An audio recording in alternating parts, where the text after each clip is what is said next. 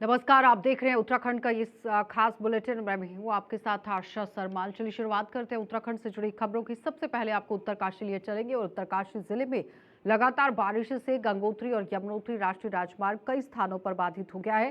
Gangotri highway पर आप देखिए किस तरह से यहाँ धरासू, नैताला और भटवाड़ी के पास मलबा और बोल्डर आने से बंद हो गया है। हर्षिल से धराली तक केवल चार चार यानी कि आप देखिए 4x4 जो वाहन है वही चल पा रहे हैं, जबकि धराली से गंगोत्री मार्ग सुचारू है और यमुनोत्री हाईवे सिलाई बैंड और जंगल चट्टी, बनास और नादर चट्टी में अवरुद्ध है और जिसे खोलने का काम अभी भी जारी है। राहत की बात यह है कि बड़कोट, दामटा और विकासनगर, उत्तरकाशी, सुवाखोली, देहरादून मार्ग फिलहाल पूरी तरह सुचारू है।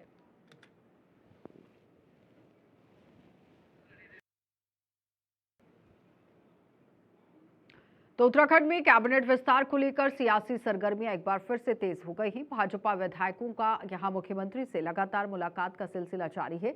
माना जा रहा है कि पितृपक्ष के बाद यहां मंत्रिमंडल विस्तार हो सकता है, लेकिन इस बीच में पूर्व मुख्यमंत्री हरीश रावत ने इसे लेकर तंज कस दिया है और उन्होंने कहा कि मुख्यमंत्री पुष्कर सिंह धामी एक कुशल राजनीतिज्ञ हैं। वो अच्छी तरह जानते हैं कि जैसे ही अंगूर का गुच्छा दावेदारों के मुंह में गिरा जाएगा, वहां पर सरकार की जड़ें खोदने लगेंगे और स्थिरता खत्म हो जाएगी। इसलिए विस्तार को यहां टालते जा रहे हैं। और हरीश रावत ने आगे कहा कि संगठन में पद बांटने की प्रक्रिया पहले पूरी होगी, जिसके बाद ही मंत्रिमंडल विस्तार की राह खुलेगी। साथ ही उन्होंने तंज कसा कि मुख्यमंत्री कभी भी एक झटके में काम नहीं करते। हाँ, जरूर कहते हैं, लेकिन फैसले को लंबे समय तक टालते रहते हैं। देखिए, मेरी तो कामना है कि जल्दी जो अंगूर का गुच्छा इन्होंने एक डंडे पर लटका रखा है ऊपर मुख्यमंत्री ने, वो ये जो भी आकांक्षी हैं उनके मुंह में गिर जाए, क्योंकि खाली पगलाए घूम रहे हो। लेकिन मुख्यमंत्री एक कुशल राजनीतिज्ञ हैं। वो जानते हैं कि जैसे ही मैंने अंगूर का गुच्छा इनके मुंह में गिराया तो ये फिर सरकार की जड़ें खोदने पर लग जाएंगे और फिर स्थिरता सरकार की खत्म हो जाएगी। तो स्थिरता के लिए अंगूर के डंडे को कभी नीचे ले आते हैं ताकि आशा बनी रहे जो उछल कूद कर रहे हैं, और फिर डंडे को जैसी कुछ स्थितियां आती हैं फिर डंडे को ऊपर कर देते हैं। इस बार भी वो उन्होंने, मुझे लग रहा है, फिर डंडा ऊपर करने की एक्सरसाइज पूरी कर दी है, कर रहे हैं, क्योंकि संगठन के पद पहले बटेंगे। तो इसका मतलब है वेट फॉर सम टाइम। और अब उनको मालूम है कि बहुत सारे लोग मुख्यमंत्री पद के लिए भी फुदक रहे हैं, फुद्दू हो रही है। तो उनको ये उनके खतरे को भी देखना है और इन आकांक्षियों के कारण जो अस्थिरता पैदा हो सकती है उस खतरे को भी टालना है। मैंने देखा कि मुख्यमंत्री कभी एक झटके में किसी काम को नहीं करते। हाँ, सब कह देंगे, मगर बड़ा लंबा उसको टालते रहते ताकि आप दूसरा काम न बता सको। तो सारे विधायक गणों को भी उन्होंने इसी काम पर लगा दिया है कि तुम देखते रहो। तो उत्तराखंड की लोक भाषाओं को संरक्षित और बढ़ावा देने के लिए एक ऐतिहासिक पहल शुरू कर दी गई है। गढ़वाली, कुमाऊनी और जौनसारी भाषाएं अब आर्टिफिशियल इंटेलिजेंस जैसी आधुनिक टूल्स, चैट जीपी और साथ ही साथ चैट जीटीपी के ग्रोक और जेमिनी पर उपलब्ध होंगी, जिसके जरिए लोग अपनी मातृभाषाओं में बोल सकेंगे, लिख सकेंगे और सीख सकेंगे।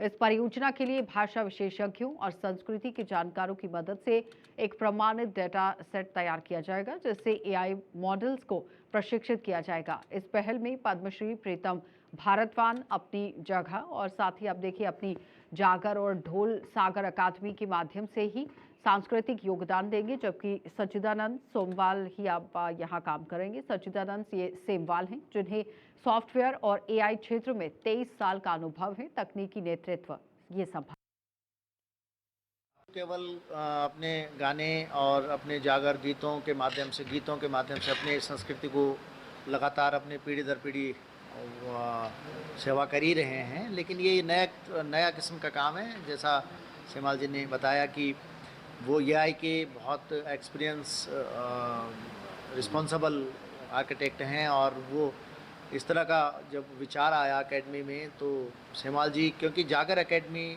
से आप जुड़े हुए हैं। जागर एकेडमी भी आपका मार्गदर्शन मिलता रहता है। बेशक आप यूएस में रहते हैं और लोक संस्कृति के लिए काम कर रहे थे, तो उन्होंने जब सारे हमारे डायरेक्टर्स हम लोग बैठे, स्नेहमाल जी भी उसमें डायरेक्टर में हमारी एकेडमी में भी डायरेक्टर हैं, तो तब ये सहमति बनी कि भाई हम लोगों को कोई अब ऐसा करना चाहिए कि हमारी आने वाली पीढ़ी किसी दादा या नाना के पास नहीं जाएगी अपनी भाषा को सीखने के लिए। वो तो टेक्नोलॉजी का युग है। टेक्नोलॉजी के युग में तो मोबाइल से ही पूछना है, ऐप से ही पूछना है, कंप्यूटर से ही पूछना है। तो जब हमारे पास इस लेवल के इंजीनियर हैं, इस और मस्तूदास साहब, भट्ट साहब जैसे एजुकेशन करने वाले लोग हैं, और फिर मार्गदर्शन अनिल रतूड़ी जी, राधा रतूड़ी जी और तमाम साहित्यविद और भाषाविद हमारे साथ हैं, तो क्यों ना हम ऐसा काम करें कि जिससे जागरों में हमारी ऐसी कोई भाषा नहीं है जो जागरों में नहीं होती है, हमारे गीतों में नहीं होती। गीत और जागरों में ही हमारी ऐसी भाषाएं हैं जो हमारे नानी दादी, हमारे परंपरागत, हमारी पीढ़ी दर पीढ़ी की भाषा को वाहन के रूप में हमारे कंठों और जागरी कंठों से, गीत कंठों, जागर गीतों के कंठों से, लोक कलाकारों के कंठों से खेत खलिहानों तक पहुंचती हुई किसी न किसी माध्यम से तक लोगों तक पहुंच रही है। तो ये काम बहुत अच्छा होने वाला है। और जैसा कि हमने कहा कि इसके लिए माननीय मुख्यमंत्री जी, माननीय भाषा मंत्री जी और सचिव साहब जो भाषा के हैं, आपका बहुत अच्छा पॉजिटिव रिस्पांस है। एमओयू की भी बात हो रही है जैसा आपने बताया, और बहुत जल्दी कुछ समय लगेगा इसमें, जैसे सेमाल जी बता रहे हैं कि 1 साल लगेगा, लेकिन 1 साल के बाद ऑलरेडी आप काम करना शुरू कर चुके हैं। पीछे आज काम करने से पूर्व आपने इसका बेसिक स्ट्रक्चर तैयार भी कर दिया है, और पूरा काम आधा काम लगभग हो चुका है, लेकिन पूरा काम जैसे 1 आध साल लगेगा आपके सामने हम सम्मुख प्रस्तुत होंगे। तो मेजरली बदलाव तो इसमें ये था कि आज की डेट में एआई पे भाषा है ही नहीं। अब उसको भाषा को उसमें लाने के लिए नॉर्मली हम ही पूरा पूरा डेटा सेट प्रिपेयर करना पड़ेगा, जो कि स्ट्रॉन्ग टेक्निकल वर्क है और एआई के कंपेटिबल उसे बिल्ड करना होगा। उसी फॉर्मेट पे हम काम कर रहे हैं। जागर एकेडमी हमारी जो भाई साहब रन कर रहे हैं, उसे completely non profit type of run कर रहे हैं। 1.5-2 साल का प्रोजेक्ट है और उसको हम पूरा ड्राइव करके आज की डेट में 3 टारगेट लिए हमने, चैट जीपीटी, ग्रोक और जेमिनाई। उनमें इंटीग्रेट करेंगे सो दैट कि जब भी आप उस चैट जीपीटी पे कुछ पूछते हैं और उसे बोलोगे कि पूरा कंटेंट गढ़वाली और जौनसारी में कन्वर्ट करके दे, तो पूरा एक्यूरेट के साथ उसे कन्वर्ट करके देगा। ये तो हल्द्वानी में आईजी कुमाऊं रिजवान अग्रवाल ने पुलिस की कार्यप्रणाली को बेहतर और आधुनिक बनाने के लिए मिशन यहाँ नवशिखर अभियान की शुरुआत की है। और इस अभियान के तहत कुमाऊं परिक्षेत्र के सभी जिलों के एसएसपी और सीओ अलग अलग विषयों पर अध्ययन विश्लेषण कर प्रभावी कार्य योजना तैयार करेंगे। आईजी रिजवान अग्रवाल ने ये बताया कि यहाँ अभियान का मकसद पुलिस व्यवस्था को मजबूत और जनता के लिए अधिक प्रभावी बनाना है। और इसके तहत कैंची धाम जैसे भीड़भाड़ वाले क्षेत्रों को और स्थानों पर वैज्ञानिक तकनीक और आधारित यहाँ यातायात प्रबंधन लागू किया जाएगा। सड़क हादसों को रोकने के लिए ब्लैक स्पॉट की ही पहचान कर सुधार किया जाएगा और गंभीर अपराधों के अनावरण में फोरेंसिक की भूमिका बढ़ाने और साइबर अपराधों की रोकथाम पर भी विशेष जोर दिया जाएगा। हमने अभी कुमाऊं परिक्षेत्र में मिशन नव शिखर नई ऊंचाइयों की ओर ये प्रारंभ किया है। इसका मेन मकसद यही है कि जो ग्राउंड में हमारे कर्मचारी समस्याएं फील कर रहे हैं, अलग अलग इश्यूज, अलग अलग क्राइम्स को लेकर, वो हमारे तक पहुंचे, हम उसके समाधान के लिए कुछ पॉलिसीज, कुछ रेगुलेशंस बना सकें।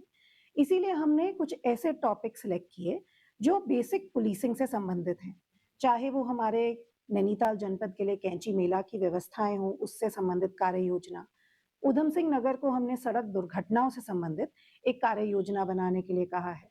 वैसे ही भारत सरकार ने, स्टेट गवर्नमेंट ने समय समय पर अलग अलग पोर्टल्स बनाए हैं। टेक्नोलॉजिकल इनोवेशंस हुई हैं, एडवांसमेंट्स हुई हैं, परंतु क्या हमारे कर्मचारी उसके साथ कोप अप कर पा रहे हैं? क्या वो उसकी जो ऑब्जेक्टिव है उसको पूरा कर पा रहे हैं? हमारे नए आपराधिक कानून आए, उन कानूनों के इम्प्लीमेंटेशन में क्या क्या व्यावहारिक समस्याएं आ रही हैं, क्या कोऑर्डिनेशन की अन्य विभागों के साथ समस्याएं आ रही हैं। इस प्रकार हमने कुछ लगभग 23-24 टॉपिक सिलेक्ट किए थे जो बेसिक पुलिसिंग से रिलेटेड हैं, टेक्नोलॉजी से रिलेटेड हैं। हमारी रेंज में जितने हमारे राजपत्रित अधिकारी हैं, सीओज एंड अबव, उन सबको एक एक टॉपिक दिया गया है, जिस पर वो पूरी रेंज का डेटा संकलन करते हुए एक पॉलिसी में क्या चेंजेस आने चाहिए, क्या हम प्रैक्टिकली चेंजेस कर सकते हैं, उसके संबंध में अपने सुझाव हमें उपलब्ध कराएं। देहरादून का माहौल नौकरशाही से छूटने का नाम नहीं ले रहा है। मुख्यमंत्री पुष्कर सिंह धामी के आदेशों और जनता के बीच में ही लगातार आप देखिए किस तरह से ये धरना प्रदर्शन और खींचतान जारी है, और इसके बावजूद मंडलीय अधिकारी अब भी पौड़ी मुख्यालय में नियमित रूप से नहीं बैठ रहे हैं। और पूर्व कैबिनेट मंत्री हरक सिंह रावत ने इस पर कड़ा रुख अपनाते हुए कहा कि अगर 15 दिन के भीतर गढ़वाल कमिश्नर और मंडलीय अधिकारी पौड़ी मुख्यालय में नहीं बैठते तो वे उग्र आंदोलन और यहां तक कि भूख हड़ताल तक करने को मजबूर हो जाएंगे। रावत ने मुख्यमंत्री पर भी निशाना साधते हुए कहा कि अगर सीएम चाहते तो कमिश्नर को निजी सचिव और अन्य जिम्मेदारियां न देकर पौड़ी मुख्यालय में बैठने को मजबूर कर सकते थे, लेकिन हकीकत यह है कि साल भर में कमिश्नर मुश्किल से एक बार ही पौड़ी आते हैं। देखिए, माननीय मुख्यमंत्री जी के द्वारा कहा गया कि गढ़वाल कमिश्नर को मंडल मुख्यालय पौड़ी में बैठाने का काम करेंगे, लेकिन उनके द्वारा भी यहाँ पर गढ़वाल कमिश्नर को पौड़ी में नहीं बैठाया गया। दूसरा, गढ़वाल कमिश्नर के द्वारा भी कहा गया कि मैं प्रत्येक माह यहाँ गढ़वाल मंडल मुख्यालय में बैठ के सभी कर्मचारियों की बैठक लूँगा और यहाँ जो भी कार्य हो रहे हैं उनकी देखरेख करूँगा, लेकिन अभी तक उनके द्वारा 3-4 महीने से उनका कोई अता पता नहीं है और गढ़वाल को जो विकास होना चाहिए तो वो विकास नहीं हो पा रहा है। और गढ़वाल मंडल मुख्यालय में गढ़वाल कमिश्नर को ना तो मुख्यमंत्री जी के द्वारा बैठाया जा रहा है और गढ़वाल कमिश्नर यहाँ पर केवल हवाई दौरा करने के लिए आते हैं और उसके बाद एक दिन में हवाई दौरा करके वो चले जाते हैं। मतलब उनका प्रोटोकॉल माननीय मंत्री जी से भी ज़्यादा हवाई प्रोटोकॉल हो गया है। मतलब उनके पास इतना समय नहीं है कि गढ़वाल मंडल मुख्यालय में बैठकर लोगों की जन समस्याओं को सुन सकें या उनकी समस्याओं का निस्तारण कर सकें। वो क्योंकि और गढ़वाल मंडल मुख्यालय ख़त्म होने का यही कारण है कि यहाँ पर आज तक कमिश्नर नहीं बैठे हैं। अगर ऐसा ही होता रहेगा तो गढ़वाल मंडल मुख्यालय को धीरे धीरे ये खत्म करने का प्रयास यहाँ पर हमारे जो माननीय मुख्यमंत्री जी हैं यहाँ पर कर रहे हैं। पौड़ी गढ़वाल मंडल का मुख्यालय है, ये पहली सरकार है। ऐसा तो यूपी में भी नहीं हुआ, ऐसा यूपी में भी नहीं हुआ कि गढ़वाल कमिश्नर मुख्यमंत्री का सचिव भी हो, लखनऊ में कोई और विभाग भी उस पे हो और वो मंत्री की तरह या मुख्यमंत्री की तरह 2 महीने 3 महीने विजिट करने के लिए आए, मीटिंग ले और तब कहे कि मैं 3 महीने में अंदर मीटिंग लो। तो मीटिंग लेने के लिए थोड़ी हो यहाँ सचिव क्यों बनाया आपने भाई? मुख्यमंत्री पर सचिव पर इतना टाइम ही नहीं है कि वो पौड़ी आके बैठ सके। एहसान कर रहे हो कोई हम पे कि साहब मैं 3 महीने में मीटिंग लेने के लिए आऊंगा, 6 महीने में मीटिंग लेना, कोई एहसान कर रहे हो हम पे क्या? तो हल्द्वानी में अपोलो अस्पताल के वरिष्ठ सर्जिकल ऑन्कोलॉजिस्ट डॉक्टर एस देव ने तेजी से बढ़ते हुए कैंसर मामलों पर चिंता जताई है। उन्होंने बताया कि पिछले 10 साल में कैंसर के केस दोगुने हो गए हैं और अब छोटे शहरों और पहाड़ी इलाकों में भी ये केसेस बढ़ रहे हैं। खराब खान पान, जीवन शैली, प्रदूषण, कीटनाशकों का उपयोग इसके मुख्य कारण बन गए हैं। दिल्ली में सालाना 8 से 10 हजार नए मरीज सामने आते हैं, जिनमें से केवल आप देखिए आधे ठीक हो पाते हैं। तो समय पर जांच, शुरुआती इलाज महत्वपूर्ण है। डॉक्टर देव ने यहाँ योग और सकारात्मक सोच को इस बीमारी से लड़ने के लिए लाभकारी बताया। हमारा इंडिया में जो आजकल बढ़ रहा है आपका, एक तो प्रिवेंटेबल कैंसर्स है, टोबैको रिलेटेड कैंसर्स है, एज रिलेटेड कैंसर्स है, लाइफस्टाइल रिलेटेड है, इन्फेक्शन रिलेटेड है। कुछ कैंसर्स इन्फेक्शन से भी होती है। तो जैसे हमें वेस्टर्न लाइफस्टाइल जो अभी अडॉप्ट कर रहे हैं इंडिया में पिछले 20-30 साल से, उसके वजह से कुछ कैंसर जैसे ब्रेस्ट कैंसर है, ओवेरियन कैंसर है, कोलोरेक्टल कैंसर है, ये सब लाइफस्टाइल डिसीजेस है। वेस्टर्न लाइफस्टाइल्स, खाना पीना, आपके फिजिकल एक्टिविटी कम हो रहा है, हाई फाइबर डाइट है, पिज़्ज़ास है, बर्गर्स है, जंक फूड है, सब इनकी वजह से सब कैंसर बढ़ गया। कुछ कैंसर्स होती है इन्फेक्शंस की वजह से, वायरल इन्फेक्शंस है, जैसे सर्वाइकल कैंसर है, ओरल कैंसर है, एनल कैंसर है। तो इन्फेक्शन आपका इम्यूनाइजेशन, वैक्सीनेशन, इससे भी आप कंट्रोल कर सकते हैं। सबसे ज़्यादा हमें उपलब्धि मिलेगी टोबैको कंट्रोल के ऊपर। सर देखिए, इसमें अवेयरनेस जो बता रहा था मैंने, वो बहुत ज़रूरी है कि हमें कैंसर की शुरुआत की लक्षण के बारे में पब्लिक को अवेयरनेस करना चाहिए। शुरुआत कैंसर की क्या लक्षण होती है कि जल्दी से जल्दी वो लोग समय पे ट्रीटमेंट के लिए पहुँचे। पहाड़ों में काफ़ी टाइम हमने देखा, स्टडी किया है, पेशेंट पहले लोकल डॉक्टर के पास जाता है, अगर खांसी हो रहा है वो सोचेंगे टीबी है, टीबी का दवाई चलती 6 महीना, ठीक नहीं होता है, फिर छोटा शहर आता है, फिर टेस्ट होती है, जब तक वो कैंसर पकड़ में आता है 1 से 2 साल निकल जाता है उसके, अगर लंग कैंसर पकड़ में। तो इसीलिए हमें बेसिक टेस्टिंग है, अवेयरनेस है, ये दोनों चीज़ अगर हमें मजबूत करें पहाड़ों में भी तो जल्दी से जल्दी कैंसर पकड़ सकते हैं। बिल्कुल करना चाहिए आपका। आजकल अप्रोच है हमारा holistic and complementary cancer treatment बोलते हैं इसको। माइंड बॉडी सबको ट्रीट करना पड़ेगा, आपको सिर्फ बॉडी को ठीक करने से नहीं होगा। एक हेल्दी लाइफस्टाइल साइंस में प्रूव किया गया कि आपका कैंसर कंट्रोल में, कैंसर रिकवरी में, कैंसर सर्वाइवल में बहुत मजबूत रोल प्ले करती है। फिजिकल एक्टिविटी, एक्सरसाइज, योगा है, मेडिटेशन है, सब चीज़ बहुत फ़ायदा भाग्य है कि देश और दुनिया के प्रख्यात surgeon doctor S Dev ji का उत्तराखंड की देवभूमि में आज आगमन हुआ है। चूँकि मेरा ऑपरेशन कैंसर से आप ही की टीम के माध्यम से हुआ और आप ही के आशीर्वाद से मैं आज बिल्कुल एकदम ठीक हूँ। मुझे लगता है बहुत अच्छी अनुभूति आपके मार्गदर्शन के माध्यम से, और विशेष रूप से जो स्वयं की रिकवरी के लिए योग को मैं व्यवहार में लाता था, वो समाज के बीच में आप सबके साथ ला रहे हैं, उसको आपने बहुत प्रोत्साहित भी किया है। प्रदेश सरकार करोड़ों रुपए खर्च कर आंगनवाड़ी केंद्रों से बच्चों को टेक होम राशन देने का दावा करती है, लेकिन जमीनी हकीकत लश्कर की ही बिल्कुल अलग है। यहाँ लाभार्थियों को समय से पहले राशन नहीं मिल रहा और शिकायत है कि यहाँ पर अब आप देखिए किस तरह से कभी केवाईसी ना होने के नाम पर तो कभी फेस कैप्चर की समस्या बताकर उन्हें राशन से वंचित किया जाता है। हालात ऐसे हैं कि जुलाई महीने का राशन अभी तक नहीं मिला है, जबकि अगस्त भी खत्म होने को है। तो लाभार्थियों का आरोप है कि आंगनबाड़ी केंद्रों पर राशन नहीं पहुंचाया जाता, उन्हें खुद किराए से लेना पड़ता है। और इस मामले में जब बाल विकास परियोजना अधिकारी सुधा त्रिपाठी से बातचीत की गई तो वो भी संतोषजनक जवाब नहीं दे पाई। पहले उन्होंने जल भराव की समस्या बता दी, फिर फेस कैप्चर का हवाला दिया। सवाल अब ये है कि सरकार की ये योजना यहाँ लाभार्थियों तक कब पहुंचेगी। आते हैं, कभी ये कहते हैं केवाईसी नहीं चल रही, कभी कोई ये कहते हैं या नहीं चल रहा, सरकार टाइम पे राशन नहीं देती। अब जुलाई चल रहा है, जुलाई में नहीं आ पाया। जैसे राशन लेने आते हैं, अगर उसकी एक्सपायर डेट हो, अगर हमारे बच्चों को कुछ हो जाए तो इसका जिम्मेवार कौन होगा? जुलाई माह का राशन है और अगस्त माह का राशन अब तक नहीं आया है, और सर हम इसे खुद ही लेने के लिए जाते हैं सेंटरों पर, इसका हमें कोई किराया भी नहीं दिया जाता।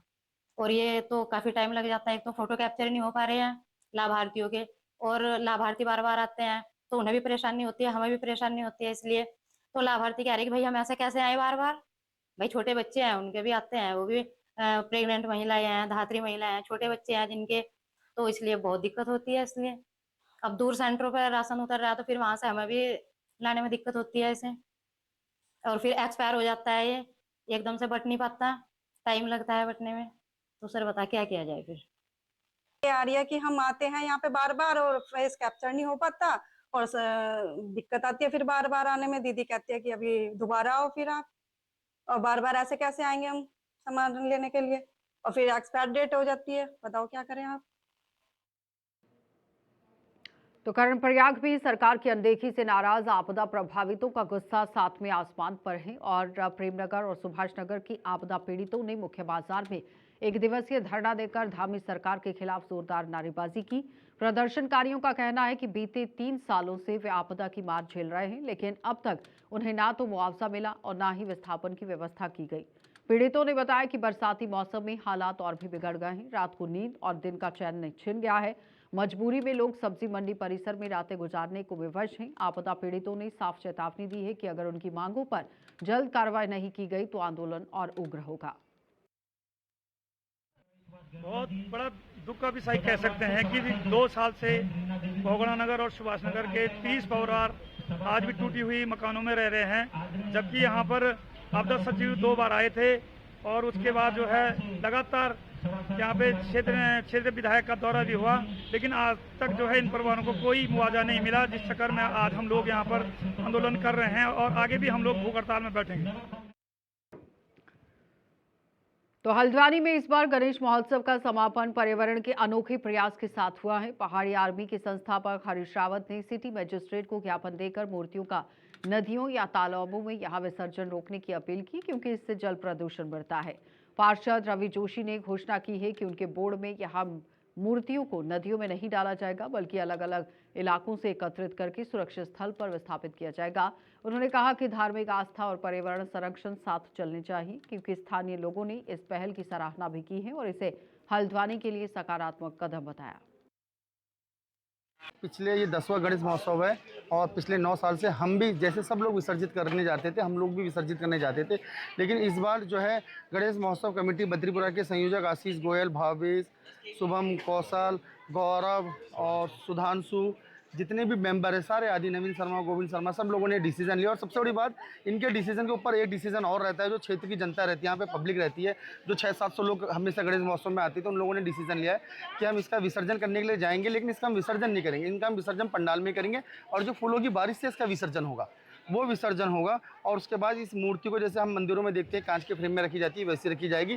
फिर अगले साल मूर्ति यहीं आ जाएगी। उससे एक चीज़ तो ये होगी, देखिए मूर्ति खंडित होने से बचेगी और जो गणेश महोत्सव लोग कराते हैं उनका खर्चा भी बचेगा उस चीज़ में, और कोई भी दुर्घटना होने से बचेगी। अभी कुछ दिन पूर्व हमारे मित्र हरीश रावत जी ने एक सिटी मजिस्ट्रेट को ज्ञापन दिया था और वो कई दिन से इसकी आवाज़ उठा रहे थे, वो भी देख के हमें पता चला, तो हमने कहा इस चीज़ को क्यों ना हम पहल करी जाए। और हमें बड़ी खुशी है कि कुमाऊं में, हल्द्वानी में नहीं, हम कुमाऊं में भी है, बद्रीपुरा ये पहला ऐसा वार्ड है और यहाँ की बद्रीपुरा गणेश महोत्सव कमेटी ऐसी है जिसने ये डिसीजन लिया है। माननीय मुख्यमंत्री जी से आह्वान किया था, माननीय मुख्यमंत्री जी को ज्ञापन दिया था कि उत्तराखंड में लगातार मूर्ति विसर्जन की प्रथा चल रही है, जो शास्त्र संबद्ध, ग्रंथ संबद्ध और हमारे धर्म संबद्ध नहीं है। यदि कहीं पर भी कोई ग्रंथों में, किताबों में ये लिखा है, जो लोग ये कार्यक्रम को करते हैं वो लाएं और समाज को जागरूक करें कि ये चीज़ होना चाहिए। यदि ऐसा नहीं है तो समाज को भ्रमित भी ना करेंगे। तो इस उद्देश्य के लिए हमने कहा था कि ये गलत है। रुड़की में भाजपा पार्षद शिवम अग्रवाल से ही यहाँ बुजुर्ग से मारपीट का आरोप लग रहा है। लगते ही माहौल गर्मा गया है। तो सिविल लाइंस कोतवाली क्षेत्र से सत्ती मोहल्ले का एक वीडियो वायरल हुआ, जिसमें पार्षद पर बुजुर्ग से हाथापाई का आरोप है। वीडियो सामने आते ही बुजुर्ग के परिजन आक्रोशित हो गए और पार्षद के प्रतिष्ठान पर पहुंचकर हंगामा किया गया। आरोप है कि वहां पर पार्षद और उनके पिता से मारपीट हुई है। मामला थाने तक पहुंचा, लेकिन वहां पर भी दोनों गुट भिड़ गए और इस दौरान भाजपा पार्षद ने एक पुलिसकर्मी पर भी मारपीट का आरोप लगा दिया। बढ़ते बवाल के बीच में एसपी देहात शेखर चंद्र सुयोल मौके पर पहुंचे और दोनों पक्षों को शांत कराया गया। देखिए, दो पड़ोसियों का झगड़ा है, जो सुबह एक छोटी सी बात को लेकर झगड़ा हुआ था। आज इंस्पेक्टर कोतवाली ने उनको शाम का समय दिया था, तो बताया जा रहा है कि दिन में एक बार पुनः ये झगड़े थे और कोई इसमें दो पक्ष वाली बात नहीं, पड़ोसियों का आपस में झगड़ा है। और अभी जो आप वीडियो मुझे बता रहे हैं उसके आधार पर हम पूरा प्रॉपर उसको चेक करेंगे और जो लीगल कार्रवाई बनेगी वो लीगल कार्रवाई। थाने में आके इस तरह से हरकत, देखिए, वही मैं बता रहा हूँ, उस वीडियो को मैंने देख लिया है, उसमें जो जिसका जहां पर गलती होगी उसके खिलाफ कार्रवाई।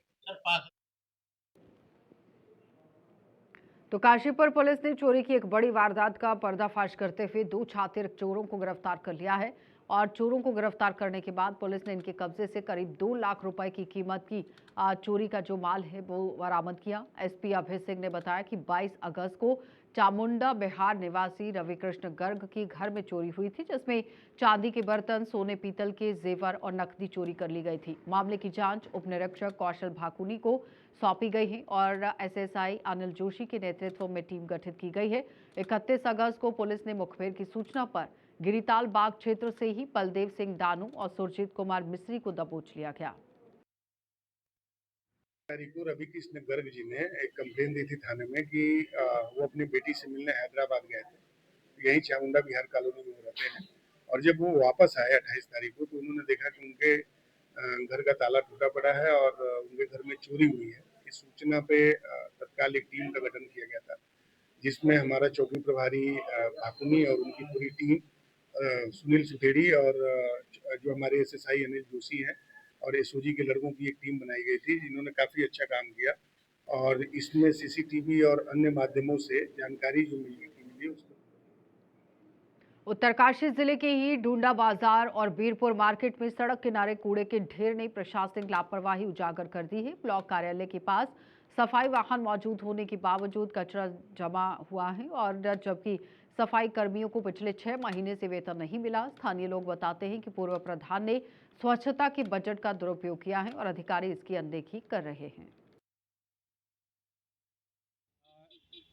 गंगोत्री के मुख्य द्वार पर पड़ा ये कूड़ा उत्तरकाशी की सुंदरता पे एक धब्बा लगा रहा है, जबकि जिला पंचायत के द्वारा सफाई के लिए सफाई कर्मी भी तैनात किए गए हैं, लेकिन उनके पास संसाधनों की कमी के चलते ये कूड़ा सिर्फ वहीं तक रह जाता है, उठाने के लिए उनके पास कोई संसाधन नहीं है।